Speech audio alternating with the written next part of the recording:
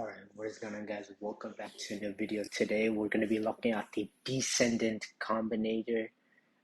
So in addition to chaining selectors like we've seen in the last video, to select elements, CSS also supports selecting elements that are nested within other elements. This is known as descendants.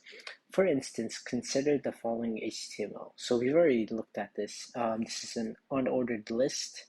And here you have a list with, a main list, and then you have list. So the listed li elements are descendants of the ul, or the unordered list elements, and can be selected with the descendant combinator like so. So in the example above, you have the dot main hyphen list selects the elements with the dot main list class and the ul element. The descendant li are selected by adding the li to the selector, separated by a space. This results in main list li as the final selector. Selecting elements in this way can make our selectors even more specific by making sure they appear in the context we expect. So let's do some practice with this, since again it's a little confusing on what happens, but yeah, let's do some practice with this one. So in index.html, each destination has a paragraph with a description. So we'll see, yep, right there, description, all that, yeah. And when we go in here,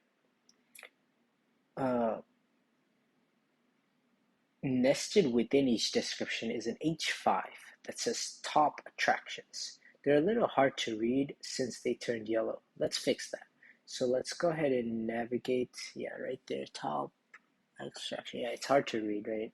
So we're gonna go ahead and fix this. So let's go to the style.css. Let's go ahead and add a rule set for this. So we'll do, add a rule set that uses the descendant combinator to target only the H5 descendants of the elements with the class dot description. Okay, so we'll do dot description, and then we'll target just the H5, and then let's see, and then inside we'll make the color violet or blue violet. It's a very pretty color. And let's run it, and perfect. There you go. It's top attractions is now blue violet there, and that's how essentially you choose the descendant combinator. And hopefully that did help you a little out on being more specific with the CSS. And yeah, that's gonna end it right there. Thank you so much for watching. If you did enjoy this, please consider subscribing, and I'll see you guys in the next one.